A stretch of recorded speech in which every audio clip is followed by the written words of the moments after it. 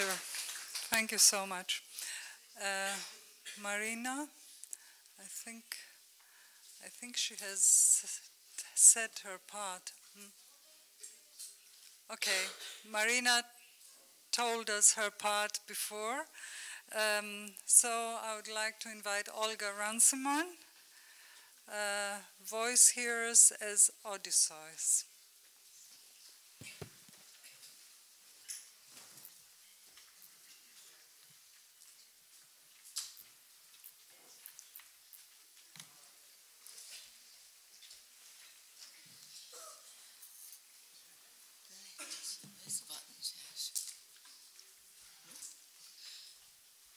Hello, I'm very honored to be here today on behalf of the Danish Hearing Voices Network.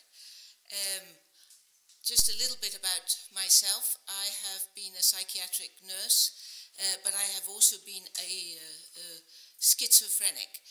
For 10 years, I was completely given up upon and told I would never, ever recover, let alone ever work again.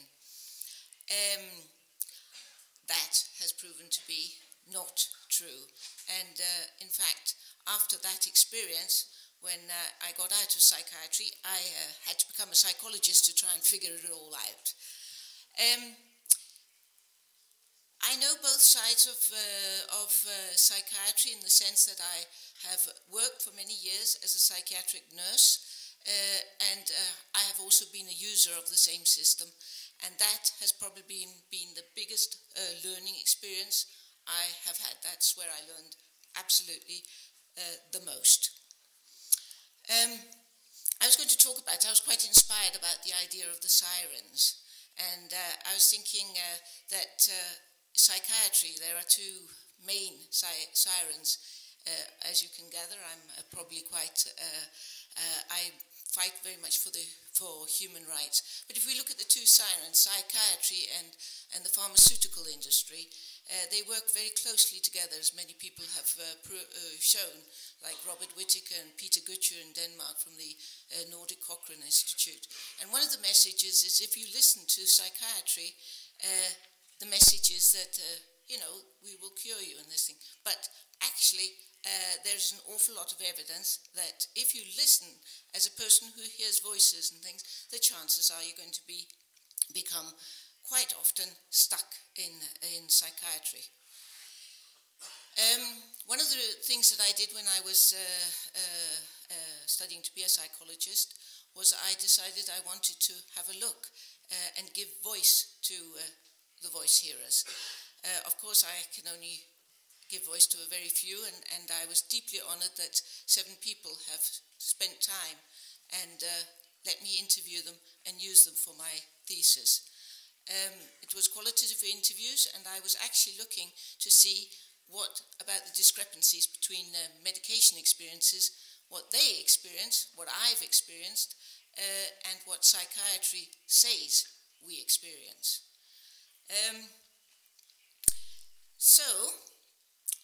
What did they show? Well, the stories actually clearly show that they challenge the current psychiatric belief system. So one of the things that I'm thinking is on the cover of my thesis, I used a couple of quotes. And this, for me, these are 2 psychiatrists that belong to the Critical Psychiatric Network in the UK. This is as close as I can see that we've had an apology. And they have written, "When we name you a schizophrenic, we take away your speech and your ability to name yourself. We obliterate you. The moral position that we must adopt is one in which we bear witness and resistance. To bear witness means accepting the reality of lives harmed and damaged by many things, including psychiatry. We can no longer deny this." Jackie Dillon, who I hear has been also over here in Greece, says this to say, "The reduction of people's distressing life experiences into a diagnosis of schizophrenia means that they are condemned to lives dulled by drugs and blighted by stigma, and offered no opportunity to make sense of their experiences. And this is from our former chair of the Danish Psychiatric Foundation. They wrote, "It is open to question whether schizophrenic patients, with their lack of insight into their illness and their cognitive deficiencies, are able to assess their own situation and to evaluate and describe their psychic state and the positive, negative effects of the medication given to them." Now, these are three very, very different statements, which shows that I believe that psychiatry is changing, that our voices are beginning to be heard. But there is still a very powerful group of people who do believe that we're talking about an illness paradigm and that their truth is the truth. Now, if you listen to the Sirens story of recovery, certainly in Denmark, there's a high risk of being a chronic patient.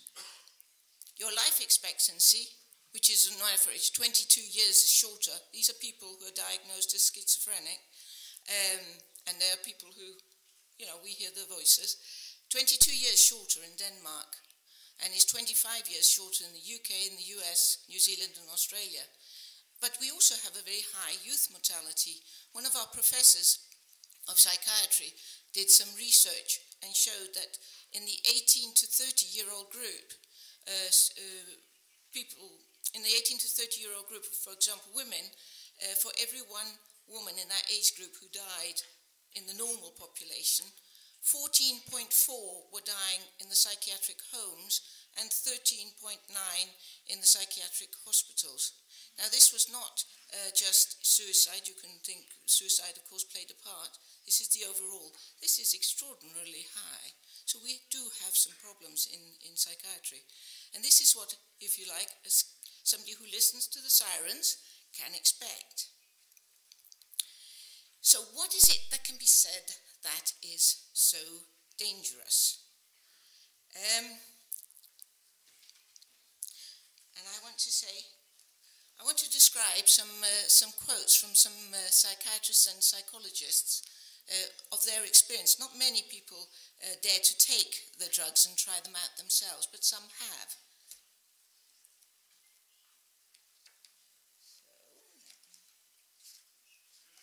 There we are. This is Cornelius from many years ago when the first drugs started to appear. She was a very brave psychiatrist, a young psychiatrist, and she describes it.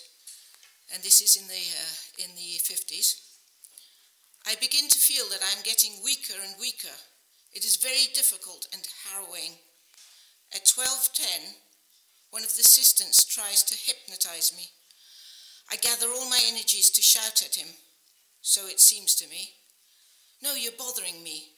In fact, judging from the voice recording, I transmitted a weak and monotonous voice. At 13 hours, the painful feeling of imminent death gives way to euphoric calm. I still feel I'm dying, but this leaves me indifferent. In the evening, I'm still very tired and must stay in bed. The speech difficulty continues. The lassitude and speech disorders persist for a few days to disappear progressively." Then there is Lauren Mosher of the Soteria houses. He too tried them, and this is his experience. "I've tried the antipsychotics, chlorpromazine. They're terrible. I was a medical student who needed money. I was pre-treated at home for a day with chlorpromazine, which meant I spent the day on the couch. I couldn't move. I felt like someone had injected concrete into my muscles." Then there is a more recent one, Richard Bentel, a psychologist. He volunteered to one of David Healy's experiments to try and see what it was like to take the antipsychotics. And he says, "For the first hour, I didn't feel too bad. I thought, maybe this is okay. I can get away with this. I felt a bit lightheaded." And then he was asked to fill in a form. And this is what he said: "I looked at this test, and I couldn't have filled it in to save my life. It would have been easier to have climbed Mount Everest." However, Richard Bentel, he also developed akathisia, which is this very, very unpleasant sensation of inner restlessness, anxiety, and extremely unpleasant. And unable to sit still, and this is what he had to say about it. It was accompanied by a feeling that I couldn't do anything, which is really distressing. I felt profoundly depressed. They tried to persuade me to do these cognitive tests on the computer, and I just started crying. And his conclusion was, the experiment completely failed, because first, it's absolutely mind-bogglingly obvious to anyone after an hour whether or not they're taking antipsychotics or a placebo. The side effects are so marked. There's no such thing as a placebo antipsychotic in that sense. So what is it actually like to take these antipsychotics? Well, judging by, I decided also in my research to have a look and see what kind of research had been done that actually allowed the descriptions of the people who are diagnosed as schizophrenic, what their experiences were, if that's to be found in the research literature. And I looked at 5 databases from 1950 to 2012, and I found 14 articles. Now that shows how, I probably missed a couple in the things, but to me it shows how few pieces of research is actually interested in our voices, and our voices of how it feels to be treated. And this, I think, is one of these very important things. What is the truth that nobody wants to hear? Well, our voices are beginning to be heard. Unfortunately, I interviewed, as I said, 7 people, 3 people who took drugs and were compliant with the psychiatric system, 2 who were taking drugs but were beginning to move away and out of psychiatry, and 2 people who have left psychiatry and stopped their medication. And I just want to show that, for example, Zach, he listens to the psychiatrist, to the Sirens. I interviewed him 2 months after he just attempted to commit suicide once again. He'd been in the psychiatric system for many, many years, and I have permission to use this story. But that's not his real name.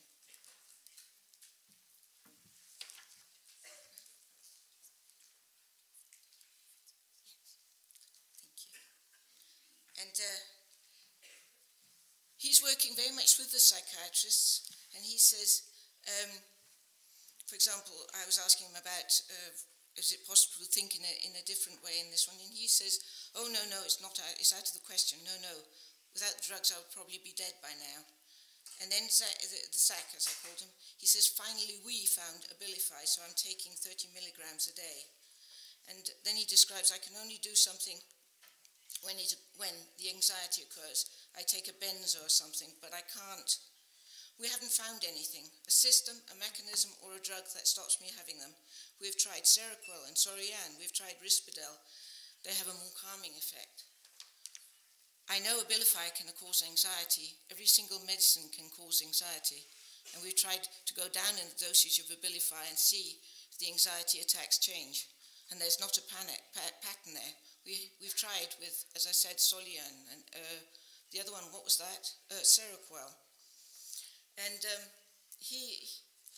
you can hear from this one that just like him, he's lost in the system, as are the psychiatrists, up and down, new drugs, everything. And he ends the interview by saying, I have a lot of what is in Danish called sygdomsindsigt, illness insight. Yes, illness, so I've been told, so I participate in a lot of research. The last quote I want to take is Leo, who's out of psychiatry. And he's describing what was the biggest effect of the drugs. That I couldn't read.